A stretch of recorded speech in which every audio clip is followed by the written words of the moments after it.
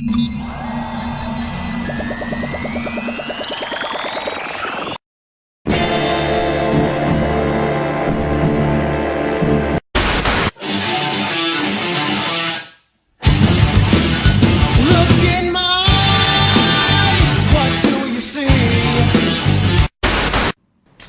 and welcome to Halcyon Blink, you sexy beasts. I'm your host, Lon Wisely. Also, don't worry, your speakers are fine.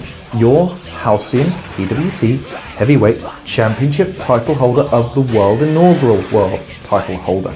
And on this episode of Halcyon Blink, I'm going to be talking about my childhood for a bit. When I was a kid, we had Cartoon Network. When we had Cartoon Network, we also had something called Toonami. Now, Toonami was an attempt try and give different genres of cartoon an audience on Cartoon Network to kids like me who were slightly more mature than Tom and Jerry, but not quite mature enough for Family Guy and South Park. So, in the vein of the Batman animated series, they came across TV shows that had a slightly more mature sort of undertone, and one of them was Dragon Ball Z. Now, that might sound ridiculous to say, considering the inherently absurd nature of it. Cue series of fight scenes that go on forever and ever without anyone actually touching anybody. Is to go even further beyond!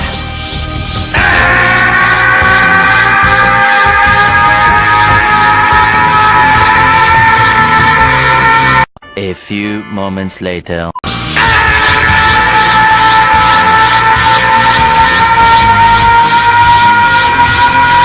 2 hours later.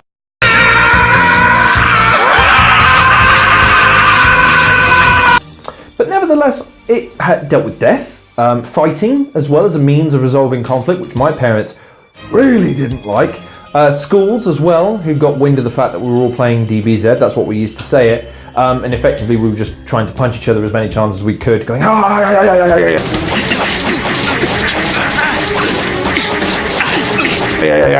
and doing Kaioken's and all the rest of that sort of business. But nevertheless, Dragon Ball Z is a difficult television series to recommend to people because it really is a product of its time. In the sense that it was in that Power Rangers style of things. It just resonated with a group of kids who liked the idea of power being in the form of a superhero. Kids today probably see it differently because they don't see that.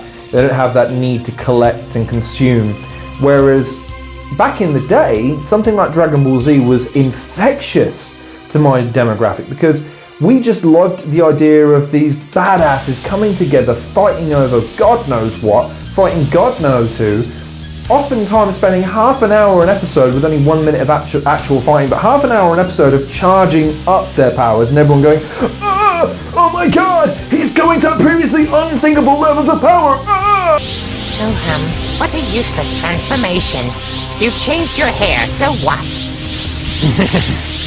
A few moments later. It feels like the whole world is shaking apart. What is Goku doing? If he doesn't stop this, everything is going to be destroyed!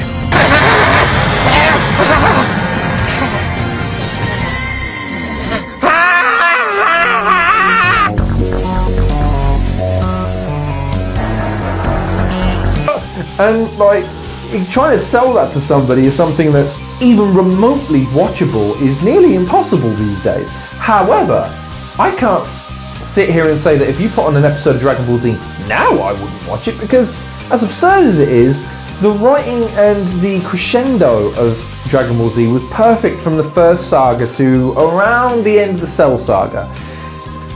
And just to kind of give some context for people that don't watch Dragon Ball Z, each story, shall we say, is told as a saga. So you have the original Saiyan saga, which is what kicks off Dragon Ball Z and what I was introduced to. Although Dragon Ball and Dragon Ball GT sort of bookend both Dragon Ball Z and other sources of the Dragon Ball universe. However, you also got various other sagas such as the Namek saga, you got the Frieza saga, the Android saga, the Cell saga, and the Buu saga, which is what I got up to. Now, it's worth, even though I'm not making recommendations for people that have never seen Dragon Ball Z, because you will hate it, I guarantee it, the Majin Buu saga is kind of weird in the sense that It starts off clear enough, and it has a strong narrative and has a sense of reconciliation with Goku, who's died from a previous fight in, I think it was 10 years prior.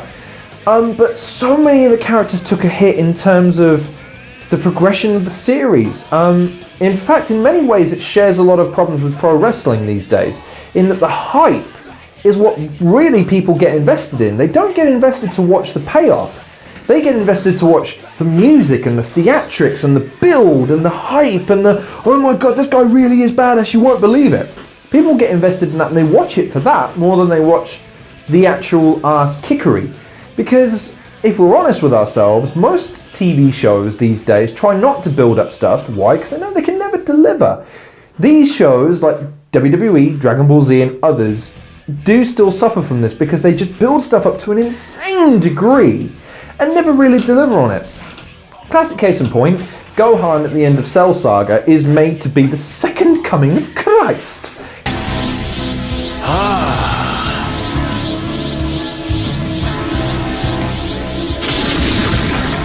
That's the way. Let us all go.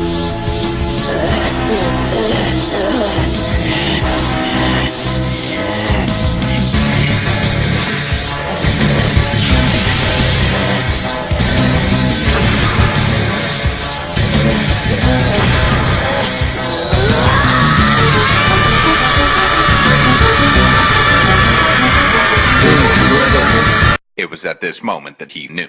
He f***ed up.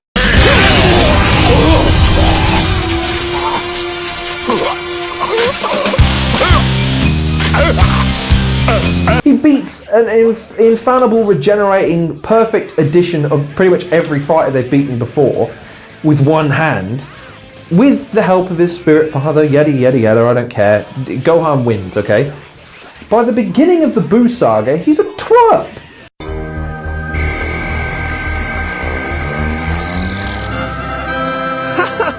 This is just amazing! Does it fit? Yeah! Why, it's a super fit!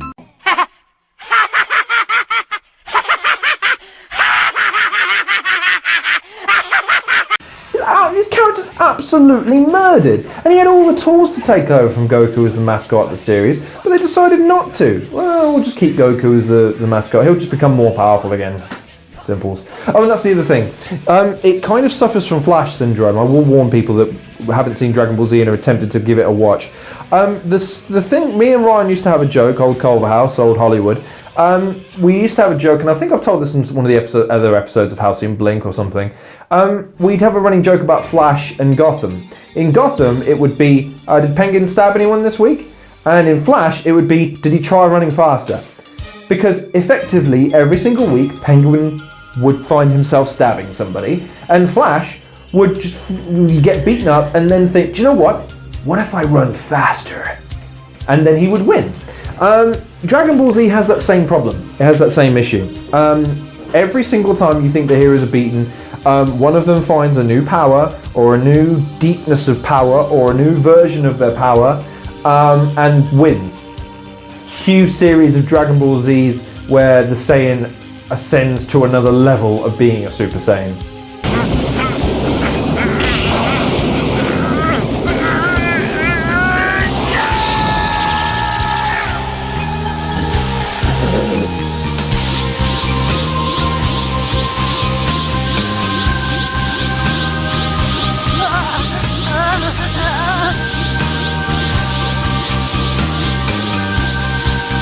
A few moments later.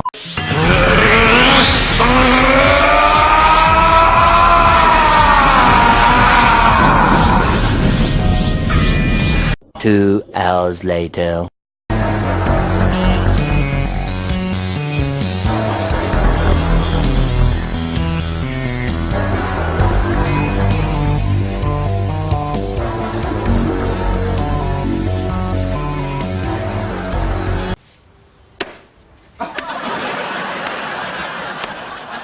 Which, for 2 series, was kind of cool. Super Saiyan 3 took it to a bit of a too much because they clearly didn't have any ideas as to what would be cooler than a Super Saiyan and just decided to give him Simba's haircut. and lose his eyebrows to make him look like some weird hedgehog slash worm in a orange gi. So if I'm going to rate the series, I've got to be honest, for people who aren't fans, it's very difficult to justify anything more than a 6. The animation style is relatively crude, the music is repetitive, the dialogue is uninspired and often quite camp and cheesy, but for fans who've been watching from the first episode to the last, it's probably one of the better animes in terms of consistency and quality of product, and sticking to what it needs to do best, which is hyping up the villains and making the heroes still look like they've got within a chance of winning. They probably won't, but they've got a chance. So if I'm going to rate it for the fans of the series, I'm going to say it's an 8. I'm going to be generous. But if you're not a fan of anime and you're not a fan of that sense of theatre, of the hype and the anticipation of a battle, you need to steer as far away from this as possible.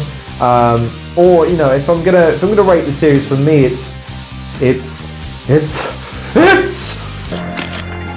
over 9,000! What, 9,000? There's no way that can be right! Yeah, I know, that was a really easy joke to make, but it's my show, and I'll do whatever the hell I like. So thank you very much for watching this episode of Halcyon Blink. Please like, share, and subscribe, or dislike and unsubscribe if you're inclined to do so. I always seem to up that line. I always seem to mess it up. But then again, I'm allowed to, because I am your PWT heavyweight champion of the world. Not just Northampton, or indeed Halcyon, of the world. Please like, share and subscribe. Also, check out some of the other content creators in the description below. Crow, my boy, gave me a shout out the other day. Zombie Playground also invited me to do a live stream with him. Do you know what, folks? If I should do a live stream, let me know. I don't know quite how to figure it out, how to do it yet. I will get it figured out at some point, I'm sure, but it's just, I don't know, I just don't get the impression that people would want to see me live. I think people want to see people in their own convenience, hence why I do podcasts in that format and put them out and let people watch them whenever the hell they like. But leave your comments in the description below and I might consider it. So thank you very much for watching this episode again. Take care of yourselves, and I'll see you guys on the next episode of Halcyon Blink.